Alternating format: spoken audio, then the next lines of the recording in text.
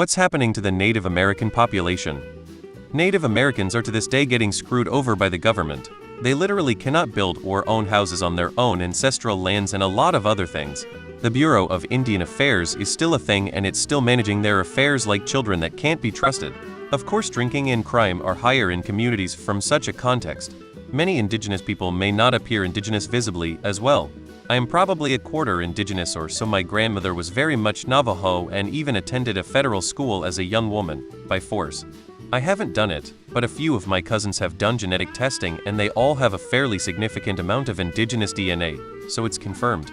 But looking at me, or even most of my cousins, you would never guess we were indigenous, even though half of us have opted into getting tribal cards and are even heavily involved in tribal communities, lol. Especially in states with higher indigenous populations, a lot of people are in my boat.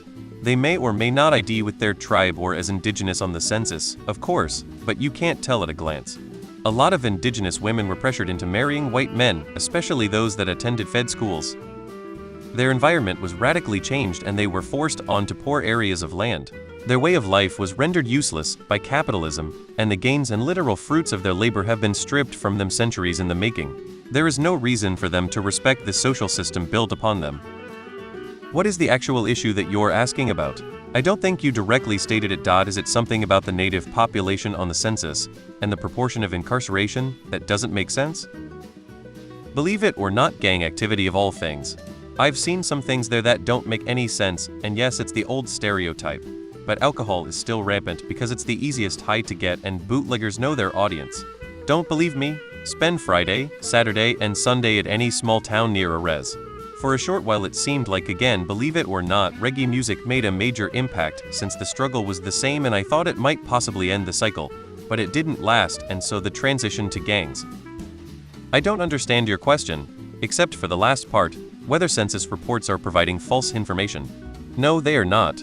Census reports work the same way for everyone. Although you should keep in mind that some populations may interpret questions about race differently than others. What about it is confusing to you? You should ask in our Native Americans. I understand the sad and bloody path that lead to where we are now with the native population. But one thing I think whose time should be well over is the idea of the reservations having special protections and a regulatory system separate and apart from the rest of the country. It's crazy that there is such a thing as Indian nations existing within the US. That is an unproductive relic of the past, and those folks should be brought into the US system completely. Native American is a lineage and identity no different than any other cultural group in America now. Most people claiming to be Native are barely a small percentage of Native. Most of the nearly full-blood Natives live on reservations, so you won't see them unless you live there too. Here in Canada, First Nations people make up 5 of the population, but 25 of the prison population. That's what institutional racism looks like. I travel all over my state for various reasons, visiting family, vacation, hiking, work, etc., and I have been to reservations and it's no surprise they tend to be small. That's why I'm asking, are we seeing real numbers? Or is there actually way fewer Native Americans than the numbers say? Don't forget, a large percentage of the Mexican American population are Native American too. My brothers are constantly in and out of jail for doing dangerous things and participating in stupid stuff. Obviously not the case for all Native Americans or Mexicans who are indigenous. But I've come across too many in my life who behave the same. It almost feels like a curse, but they tend to bring it on themselves a lot of the times, almost like they feel called to behaving like dummies. The way many are raised doesn't help because they learn to live up to the shitty expectations of their parents and communities. The genocide continues. When the missionaries arrived, often way ahead of the famous settlers, they carried diseases with them. These diseases wiped out an estimated 90 of the natives. Prior to this epidemic, they routinely killed any trespassers. This is why the Vikings never settled in Canada. After, they were actually glad to see living people. This is why Thanksgiving happened. White people is what is happening to the indigenous community. As a Native American, I say, who cares why you in prison anyways? Those who fell went and people make dumb choices. It's not about race. I grew up in LA County, mostly Long Beach, Watts, and Compton. And this was during the crack epidemic of the late 80s. I tell you this so you know that when I say I have been coast to coast, lived in and visited some of the worst cities in the US, and the only place I have ever been afraid or uncomfortable ever was on a native reservation in Nowhere, Minnesota. My GF at the time was half native and her family had ties to the native mob. They are legit the scariest people walking the earth, and where they live is a hellish crucible of poverty, drugs, and crime. They are insular and, by extension, insulated from the system that stops gangsters from doing gangster shit, and they flourish in the dark like mushrooms. To go on what you said about census reports, there is undoubtedly a discrimination prejudice problem.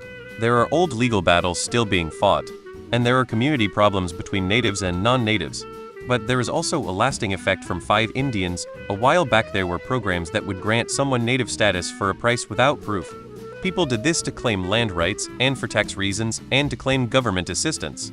Also reasons why this would be exploited by the poor, especially generationally poor families, to try and get out the slump. Some of these families stayed in poverty, leading to higher crime rates.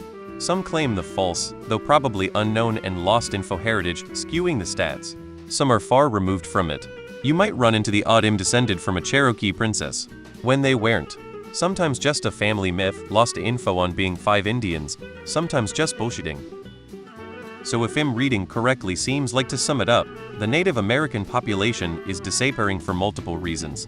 But the biggest, it seems, is that they're just having children with white people or whatever and diluting their blood, making them no longer Native American.